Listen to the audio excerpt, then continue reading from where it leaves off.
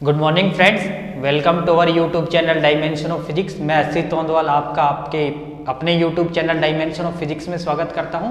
पिछली क्लासेज में हम ग्राफ के बारे में स्टडी कर रहे थे, तो हमने डिस्टेंस टाइम ग्राफ पढ़ा है, वेलोसिटी टाइम ग्राफ पढ़ा है।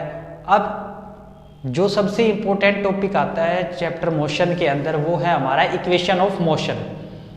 आज हम उन्हीं को स्टडी करेंगे, इक्वेशन ऑफ मोशन। टॉपिक है हमारा equation of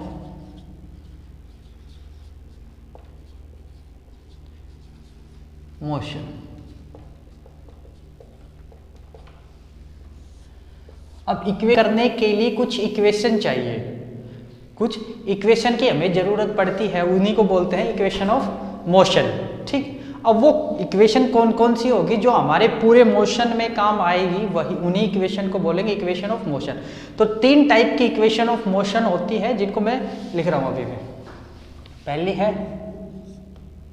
v equal to u plus AT, दूसरी s equal to UT plus half AT square, तीसरी v square minus u square equal to 2as। ये जो आपको दिख रहे हैं u v a t s, हमारे यहाँ पर आपको v u a t s, यानी कि आपके पास 5 वेरिएबल क्वांटिटी है, 5 चीजें हैं जो आपको बोर्ड पे दिख रही है। ठीक है, अब v को हम क्या बोल लेंगे, u को क्या बोल लेंगे, a को a क्या है, t क्या है, S क्या है। ये जो हमने अभी तक वर्ड यूज किए हैं पूरे इक्वेशन ऑफ मोशन के अंदर, वही है। जैसे हमने पिछले क्लासेज के हमने बताया था कि v हम किसको बोलते हैं, फाइनल वेलोसिटी को। v किसको बोलेंगे, फाइनल वेलोसिटी को। ठीक, u क्या है, हमारा इनिशियल वेलोसिटी है, इनिशियल वेलोसिटी। ए क्या है, एक्सेलरेशन है। टी क्या है, टाइम पीरियड है। एस क्या है, डिस्प्लेसमेंट है, डिस्प्लेसमेंट या डिस्टेंस, जो भी हमारे पास रहेगा वही है। अब ये इक्वेशन आई कहां से, कैसे इनका ड्राइव हो, वही हम इनका डेरिवेशन अब पढ़ेंगे, तीनों इक्वेशन का 1 बाय 1। अब डेरिवेशन दो प्रकार से इनका, एक तो ग्राफिकल मेथड से, ग्राफ से कैसे ड्राइव कर सकते हैं इन इक्वेशन ऑफ मोशन को, दूसरा एनालिटिकल मेथड। तो आज हम करेंगे graphical method equation of motions का। देखिए, हम पहली इक्वेशन ऑफ मोशन को ड्राइव करते हैं, जो कि हमारा है derivation of velocity time relation. वो हमारा कैसा रिलेशन है, पहला वेलोसिटी और टाइम का रिलेशन। ठीक है, तो पहली इक्वेशन ऑफ मोशन को हम यार लिख लेते हैं v equal to u plus AT।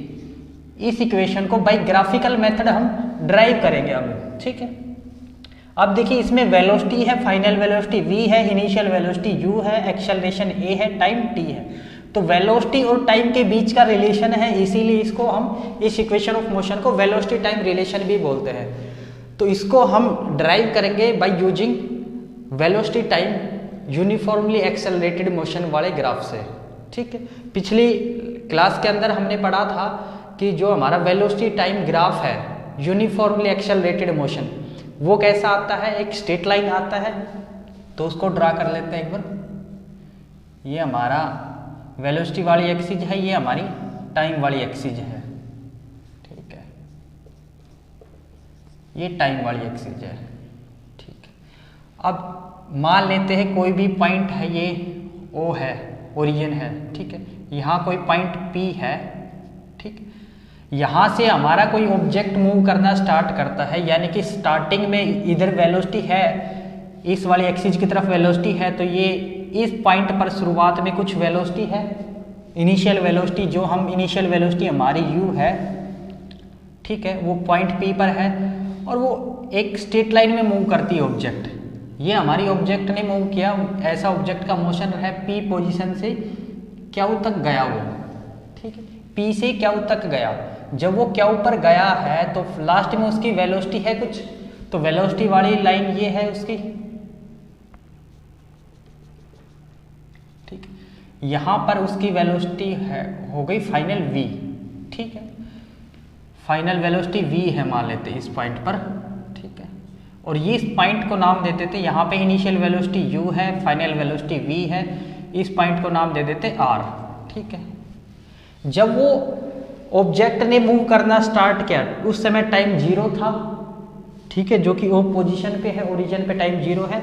जब वो कुछ पोजीशन पे पहुंचा है तो उसका टाइम पीरियड होगा, मान लेते हैं उसने टाइम लिया है पूरे मोशन में t टाइम लिया है इस पूरे मोशन के अंदर, z पॉइंट डिनोट कर लिया, ठीक है। अब हमें क्या निकालना है इस इक्वेशन ऑफ मोशन में, हमारे पास यूनिफॉर्मली एक्सेलरेटेड ग्राफ आया है ये स्ट्रेट लाइन। अब इसका हमें स्लोप कैलकुलेट कर लेते हैं। स्लोप, जो स्लोप है वेलोसिटी टाइम में क्या देगा, स्लोप क्या होता है, change in y axis upon change in x axis, ठीक है, चेंज इन एक्स एक्सिस। अब P से Q, हमारे पास 2 पॉइंट है P और Q, इन दोनों के बीच का हमें स्लोप कैलकुलेट करना है। तो इसके अंदर y में कितना चेंज हुआ और x में कितना चेंज हुआ, तो y में कितना चेंज होगा, W मान लेते इस पॉइंट को, ठीक है, y में तो इतना ही चेंज हुआ है, y एक्सिस में तो Q और W ही चेंज हुआ है, और x एक्सिस में कितना चेंज हुआ है, P से W, यही चेंज हमारे पास है, ठीक है। अब इसका जो स्लोप है चेंज इन y अपॉन चेंज इन x, वो हमें क्या देगा वेलोसिटी टाइम में, तो देखिएगा change in y, change in velocity upon change in x यानी चेंज इन टाइम, तो change in velocity upon time हमें क्या क्वांटिटी मिलती है, एक्सेलरेशन, तो यानी कि इसका एक्सेलरेशन मिलेगा जिसको हम a से डिनोट कर रहे हैं, चेंज इन y एक्सिस। तो y एक्सिस में क्या है, क्या w है, और x एक्सिस में क्या चेंज हुआ है, pw, यही हमें निकालना है, क्या w और pw। अब हमें क्या पता है, हमें सिर्फ और सिर्फ ये पता है o से p तक की, o से p r तक की वैल्यू क्या है, फाइनल वेलोसिटी है, और शुरुआत में इसकी वेलोसिटी क्या है, O से P तक की शुरुआती वेलोसिटी है, और टाइम पीरियड इसने क्या लिया, O से Z जाने में टाइम T लिया है।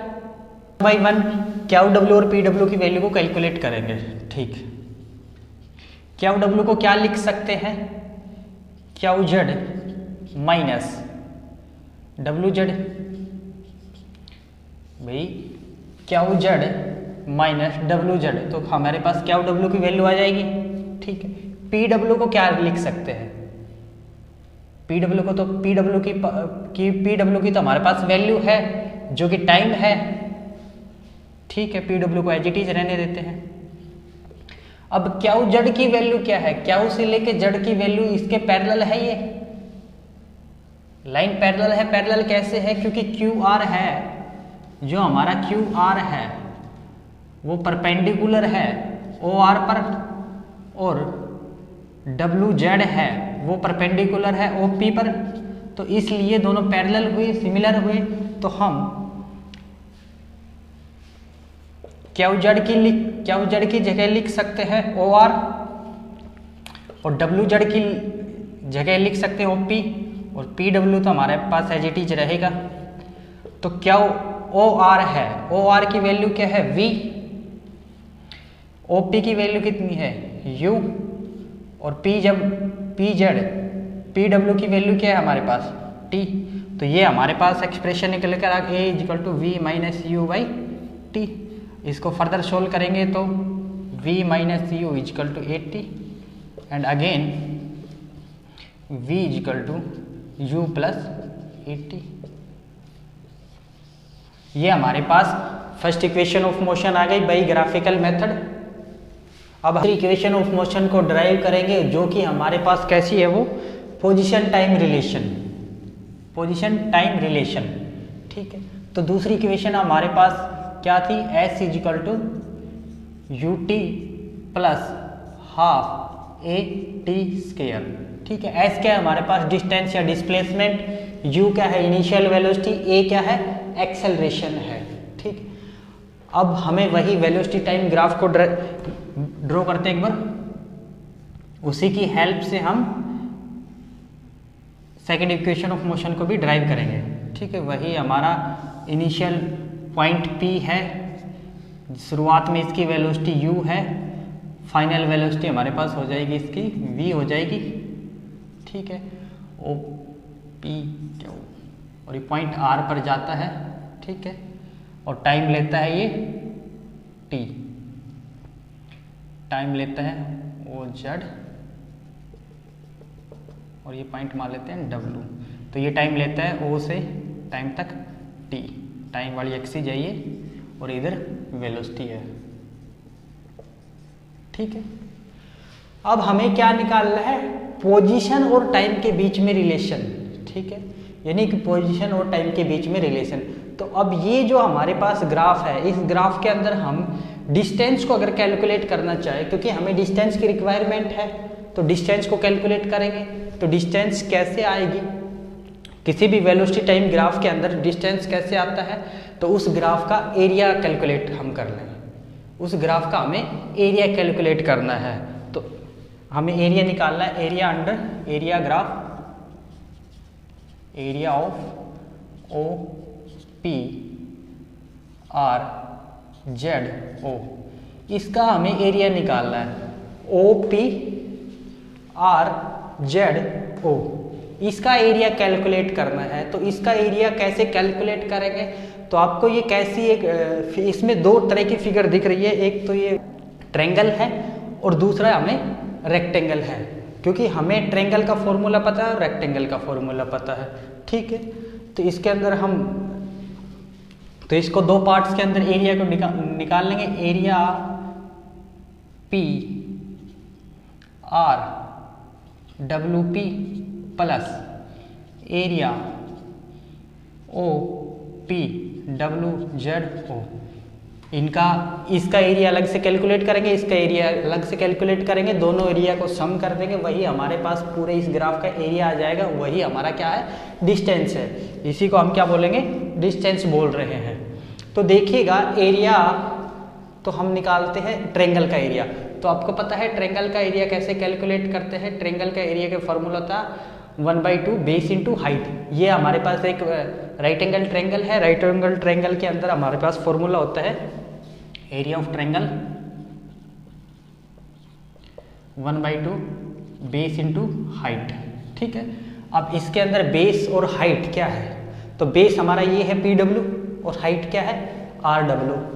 ठीक है, तो यहाँ हम कैलकुलेट करेंगे एरिया ऑफ OPRZ क्या देगा, डिस्टेंस एस देगा।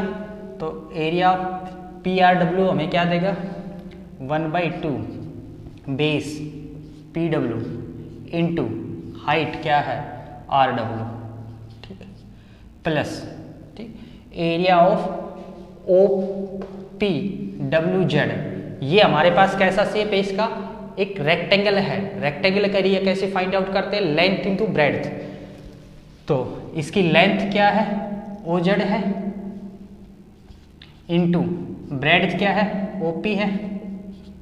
ठीक है, ये हमारे पास अगर आ जाए तो हमारे पास एरिया आ जाएगा। ठीक है, तो S लिखते हैं अब हाफ। PW की वैल्यू क्या है, PW की वैल्यू है टाइम t, क्योंकि ये OZ के पैरेलल है। ठीक है, तो इसको हम t लिख सकते हैं, इंटू RW की वैल्यू क्या है, RW की वैल्यू कैलकुलेट कैसे करेंगे, RZ माइनस WZ। भाई RW की वैल्यू को हम कैसे कैलकुलेट करेंगे, RW की वैल्यू कैसे कैलकुलेट होगी, RZ माइनस WZ। तो RZ की वैल्यू हमें पता है क्या है, RZ की वैल्यू हमारे पास क्या है, फाइनल वेलोसिटी V है, तो V माइनस U, ये शुरुआत की वेलोसिटी। तो RW की क्या आ गई, V माइनस U। ठीक है, प्लस OZ की वैल्यू क्या है हमारे पास, टाइम t है, इंटू OP की वैल्यू U है। ठीक, S is equal to half ठीक है। Half first equation of motion में पढ़ा था अभी कि v equal to u plus a t होता है, तो यहाँ से v माइनस यू की वैल्यू क्या आ जाएगी 80। अगर इस u को इधर ले आएंगे तो u माइनस वी की वैल्यू 80 आ गई प्लस ut। ठीक, तो ये क्या आ गया s इजिकल टू, इसको पहले लिख देते ut plus half A T square. यही हमारे पास क्या है, पोजीशन और टाइम के बीच में रिलेशन आ गया बाय ग्राफिकल मेथड। होपफुली आपको ये दोनों इक्वेशन ऑफ मोशन समझ में आ गई होगी। Next third equation of motion को हम अगली क्लास के अंदर डिस्कस करेंगे। If you like our video lecture then please like share and subscribe. Thanks for watching.